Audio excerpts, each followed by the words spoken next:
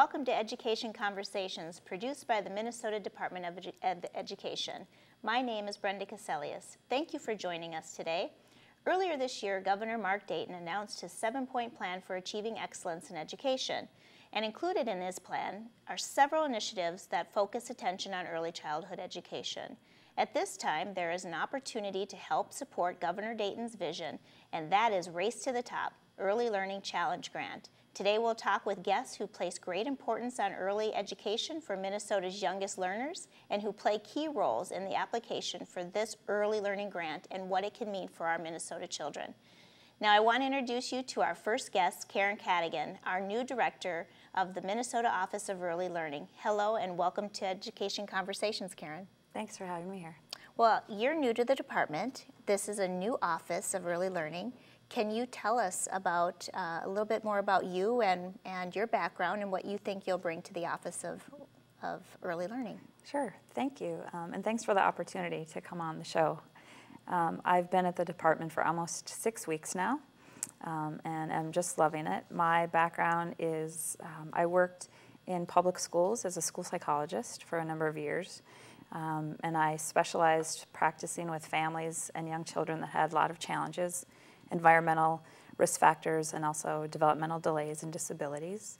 And during that time got really interested and sort of curious about why our education system didn't pay attention to younger children and why our sort of societal systems didn't better support families during such a vulnerable time for families.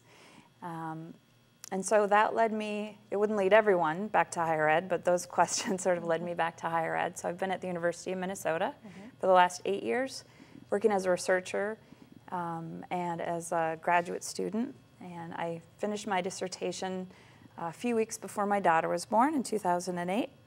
And my sort of specialty when I was working at the U was really around translating research for policymakers and for practitioners and sort of getting science out into the real world. One of the main things I did was collaborated with the Science Museum of Minnesota on a project called Wonder Years, the science of early childhood development.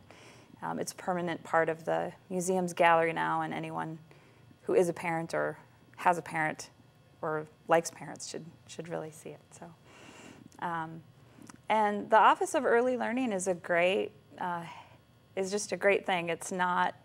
Most important to know about it is that it's not a place, that it's a leadership and management structure. The idea of it is really to help bring together in a more cohesive and family-friendly way the services and funding streams that support birth to 5-year-olds and their grown-ups, both their parents and early childhood providers. Historically and right now, the funding for those kinds of things is in 3 different departments. So our department has programs that support children's school readiness and learning, things like Head Start and early childhood family education. The Department of Health has a long, important history of supporting the healthy development of young children, both maternal and infant and early childhood health, with things like the WIC program, Women, Infant, and Children program, which serves 40% of Minnesota's babies. And the Department of Health also has some great home visiting programs. And then the Department of Human Services has the child care. So the idea had been brought up in the state, not just in our state, but other states have been moving in this direction to have sort of a one-stop shop or one person or group of people whose job it is to try and bring all of those things together, but without creating a separate new siloed department like an Office of Higher Ed. So this is really a cross-agency initiative, and the first task for it was to get this application in, which we're just hours away from finishing, as you know. Yeah, it sounds like a really important office. Can you tell me what will be your priorities moving forward in the office, and what might be some of the first things that you do? Yeah, that's a great question. I think we have sort of both process priorities and outcome priorities, I think. The process priorities would be to really spend some time listening to people in all 3 agencies and hearing what's working well, where there's room for improvement, where there's room for better collaboration, and then setting together as a group really specific goals for going towards that. Another process outcome is to do things like this, to be in communication with the public and its policymakers. Our intention is certainly to be transparent and engaged in everything we do. You know, the goal setting, I mean, I think the big goal, the big outcome, the legislature has committed to this goal of all children school ready by 2020. And I think that for the Office of Early Learning, our goal will be both to help improve the numbers of children ready for school and improve schools' abilities to get ready for children. So hopefully as the weeks go on here, we'll be setting some more specifics around that. I should say too that related to this 3-agency piece, that though I'm the director, there's a really important leadership team which consists of myself, the Deputy Commissioner in Health, which is Jim Koppel, and one of the Assistant Commissioners in Human Services, which is Erin Sullivan-Sutton, and the three of us will work really closely together to... Similar to the Children's Cabinet. It's like a mini Children's Cabinet. Yes. Yeah. Well, and that's Exactly. good because we'll all work together to provide the leadership around early childhood. Can you elaborate a little bit on just how you think this will help Minnesota move achievement for all children, especially given the news lately about the achievement gaps? Yeah. And we know from birth to 5 how students are young children learn quite a bit during this time, but yet some don't have access to high quality childcare. Can you elaborate a little bit more on why is that important to have this as a focus? Yeah, the achievement gap is a big problem. It's a terrible problem. And although we've been making steps towards solving it, we really need to be running towards solving it. We need to pick up our pace. And I think the way that early childhood fits into that is that the achievement gap is an outcome that starts with opportunity gap, so that more than anything, who your parents are and where you live, who your parents are meaning how much money they make in many cases, and where you live strongly relate to the kinds of opportunities you have and the kinds of skills and outcomes you develop. There, of course, are exceptions to that. I think you and I are both probably exceptions to some of that. But you know, we've known this information for so long, and yet we don't really have systematic ways to support children at young ages and to support their families. So as an example, there's all this attention on how important it is to be grade level reading at 3rd grade. Well, there's lots of research about what children's language skills are at the end of their 3rd year, and how, as a group, certainly we can't predict the outcome for any individual kid, but as a group, kids who have lower vocabularies, when they're 3, many fewer of them achieve competence in 3rd grade reading. So we need to start thinking carefully in a way that really supports families and gives parents choices, good choices. And that takes the learning and the living of young children seriously.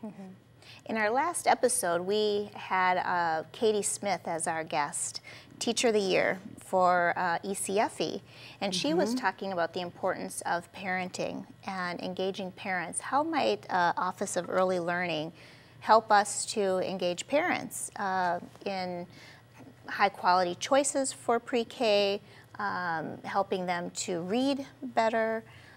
What is your vision around how the Office of Learning can help parents? Well, certainly parenting is, you know, the most important contributor to any kid's outcomes, because parents sort of help mediate and moderate all other choices, where kids go to school, the kinds of peers they hang out with. I think for young children and for the system of care and education that we have, parents are especially important for 2 reasons. One is common sense, and one is sort of invisible. The common sense one is that young children are physically reliant on their grown-ups, so that you know, parents don't see their 10-year-olds or 14-year-olds or 16-year-olds as much, perhaps, as they do the babies, infants, and the toddlers and preschoolers, who are just really rely on grown-ups to be around them. And so it's interesting to think about how we can take better advantage of that, of supporting parents and offering them good choices. Parenting is so very important. The invisible contributor in terms of the role of parents in the early learning system is that the early care and education market, so to speak, is very different from the K-12 and even the post-secondary market in that it's almost all private money. Parents, the way that our society is structured, parents are the primary, in many cases, the only responsible party in terms of figuring out a way to care for kids until they turn 5. And so there's all of this money coming from parents' pockets into early care and education. And there are opportunities to engage them with, for example, the Parent Aware, the rating system, to give parents one tool, certainly not the only way to communicate what kind of child care program you should choose, but it's an improved way, I think, to give parents a little more information. So let's say I'm a parent and, boy, I just don't have a lot of money. What options do I have for child care that's high quality child care, and how do I get my son or daughter ready for kindergarten? What might be some resources that I can look to? I think, well, so with regard to resources, there are, depending on where you live, certainly the Minnesota Child Care Resource and Referral Network, which is all across the state, is a great place to start. They're sort of a one-stop shop for figuring out what kind of child care is in my area, what does it cost, how can I get help with different portions of it. That would be the place that I would start, and those places are usually pretty well connected to other resources in the community. In terms of getting kids ready for kindergarten, I think that the great sort of big three things are the idea love, talk, play, that those are really the important things to do to help support young kids. Great. Well, we just have enough time for maybe one more question. Okay. And I would say, what would be your goal for this year? What's your number one thing you'd like to do this 1 year? Other than getting the $50 million Race to the Top grant, you mean? Well, that could be it. I would really love, Minnesota has so many different people interested in early care and education. I would love for us to have a plan that everyone can agree to and know what pieces they can contribute to and move us forward so that more kids have better outcomes. Oh, well, thank you. And we are really excited about having you at the department and your leadership around our Office of Early Learning. It's been great. Thank you for being here. Well, that's all the time we have for our first segment. Thank you, Karen, for being on our show. We'll take a short break now and be right back to talk about Minnesota's commitment to apply for Race to the Top Early Challenge Funds, a way to support early childhood education, and our effort to close our achievement gaps. Please stay with us.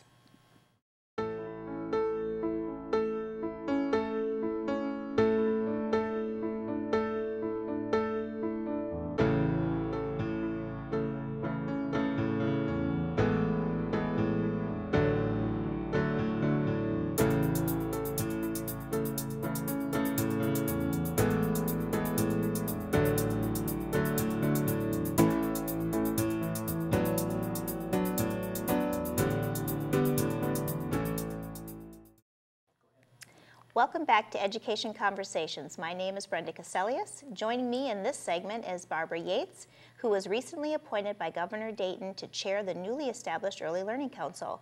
Welcome to Education Conversations, Barbara. Thank you, Commissioner. Well, tell us about this Early Learning Council. It's a new council that the governor signed an executive order for, and you're chairing it. Yes, and if you can, when you do that, can you also talk a little bit about your background in early childhood and why do you think the governor selected you for this honorary chair? The governor's very wise. Thank you. The governor in mid-August announced the Early Learning Council. We all got to go to his waiting room, fancy room and everything, and there was a press conference and you were there and the governor was there, and he announced it. Many members of the council were able to be there that day, and it was really exciting. Yeah.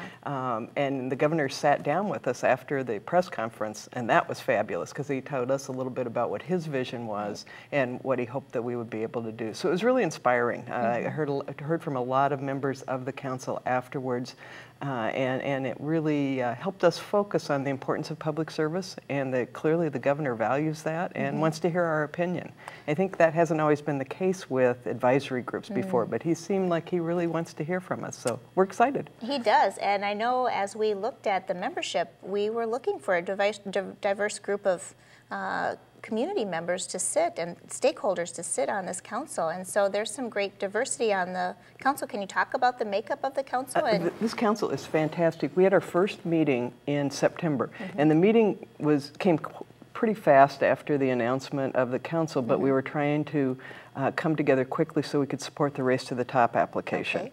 And so we had our first meeting, had really good attendance, and it's one of the most incredible groups of people. We had this fantastic discussion about early learning, which is what we're supposed to be talking about, and why people were there, and why they were. We have a single parent there, a stay-at-home mom, a single parent who also is a school board member and who has a child care. I mean, people have just an incredible backgrounds and experiences in early childhood and early learning, and are willing to spend their time making sure that we do a good job in this state with our youngest citizens. So it's very exciting that way.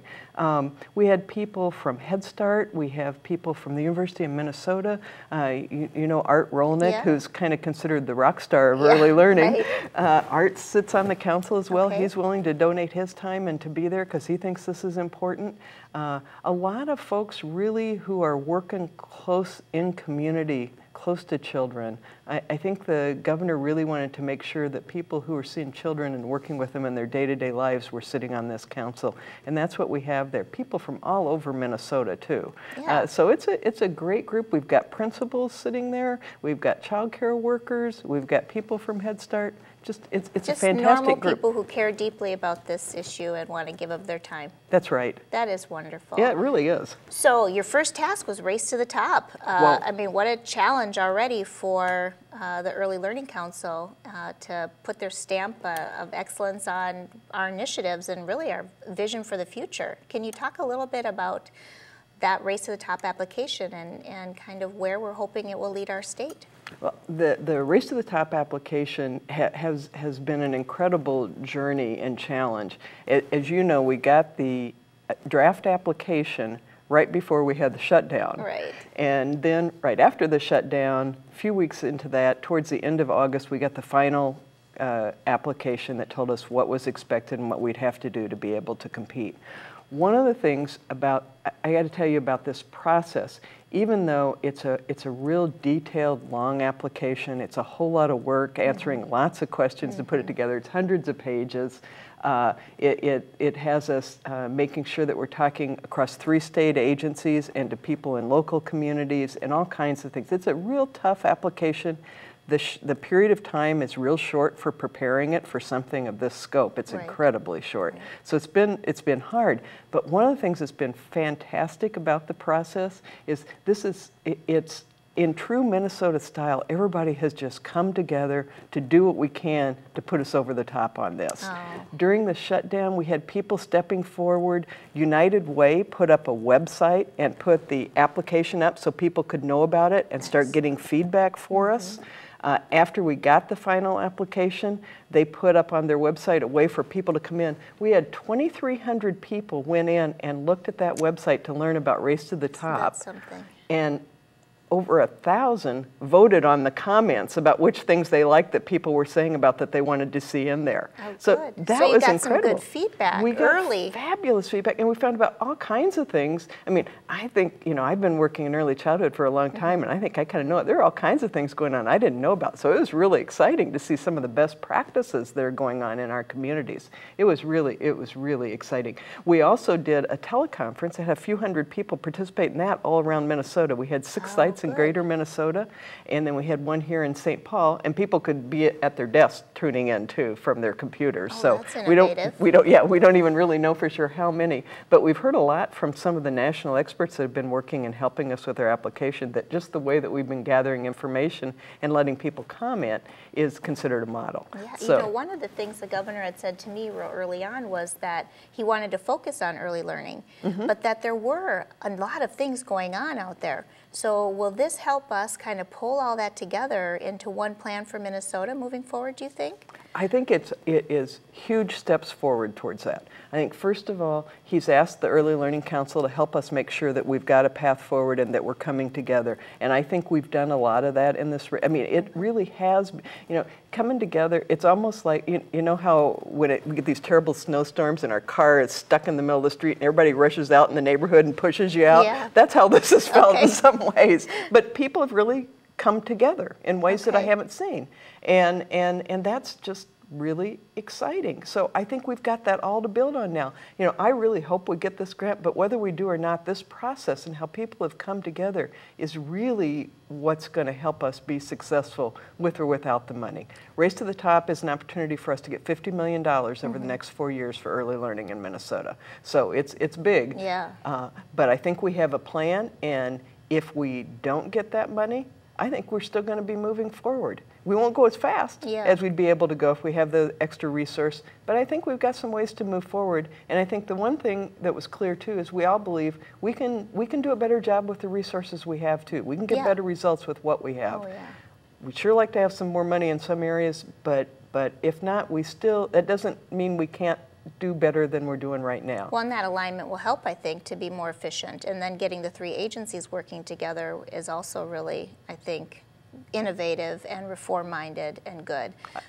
Can you talk just a little bit about some of the specifics in the plan, or is it too early to talk about that? Or? No, we can talk a little bit about one of the things that they want to do is make sure that we have a quality rating system, and as Karen was saying to you, in Minnesota, that's parent aware.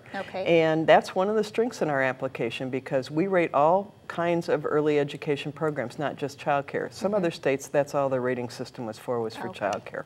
So we get extra points in the grant because we, from the very beginning, designed the system to be for Head Start programs, for child care programs, and for school-based programs. Wonderful. So all the preschool programs can be in there. The other thing that's unique about our rating system is it was designed for parents, as a tool for parents, and it was designed to make sure that children are ready for kindergarten. Those are two things that are unique about what we've done in Minnesota, so that's going to help us. Good.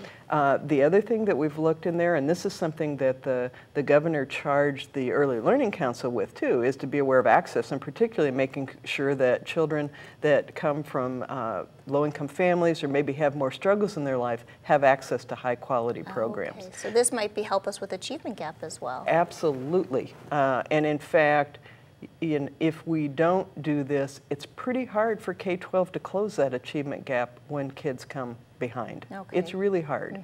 And it's not because they don't try or they don't want to or anything like that. It's just a real uphill battle. So we have a lot invested in making sure that kids get to school ready. You know, you've been hearing now, if we're going to have the educated workforce in Minnesota that we need in the future, we can't lose kids the way we're losing them to the achievement gap. That's our workforce that will keep us vital.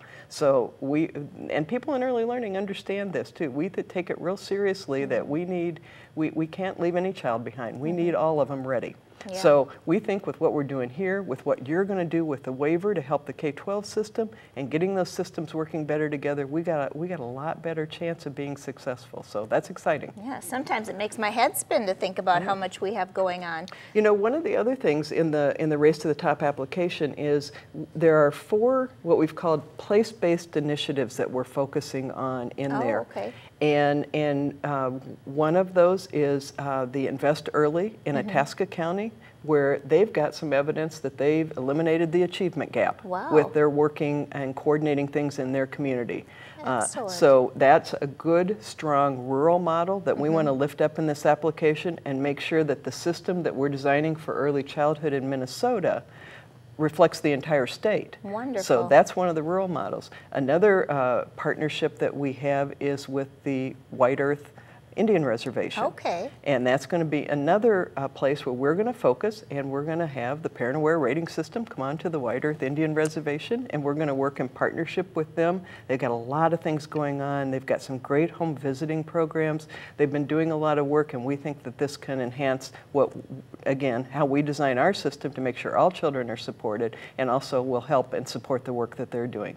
And in the metro area, we're going to do the St. Paul Promise Neighborhood and the Northside Achievement Zone, so the NAS, and those are both Promise Neighborhood communities, and so those 4 are going to make up our local partners to help inform the statewide system. Now, there are a lot of ways that everybody else can be involved too, but those are four where we want to learn from and use those learnings to help inform our work. And this system is already in place, right?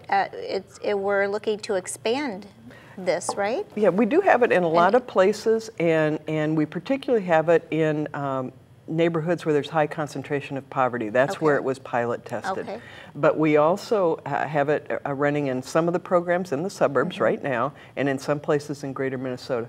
But what the Race to the Top application would let us do, it let us to go ahead and increase our penetration of those programs that are involved real quickly. We have over 11,000 family child care providers in Minnesota, and about 1,500 centers, and then we have all the schools that have some degree of program and all the Head Start locations. So we got a lot of programs. We just, we don't have a lot that helps parents know which one's going to be best for their child.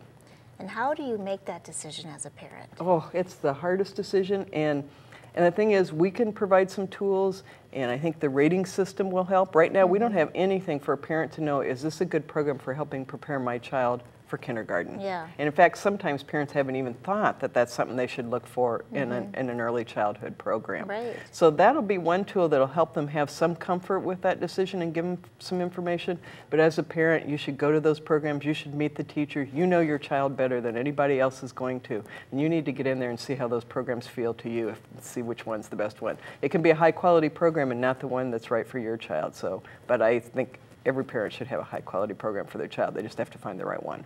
Well, and that's just like K-12. That's right. Go in, talk to your teachers, talk to your principals, visit, and really try to understand what's happening there. Absolutely. Wow. Barb, I just want to commend you on your work with Race to the Top. I know it wasn't easy, and I know the backstory, so I absolutely know it wasn't easy, and also Dr. Cadigan for her work as well, and just the partnership that you all have in your leadership in the early learning community, just very appreciative of that. And hopefully it's going to take Minnesota to a whole new level for early learning and our youngest learners and help us really go after these achievement gaps. So thank you so much. Thank you, and we really do appreciate your leadership and the governor's on this issue. It makes all the difference in whether we're going to be able to do this, so thank you. Oh, thank you. Well, that's all the time we have today on Education Conversations. I want to thank Barb Yates again for being on today's show. And for information about current education topics, please visit the Department of Education website at education.state.mn.us. I'm Brenda Cassellius. Thanks for watching Education Conversations.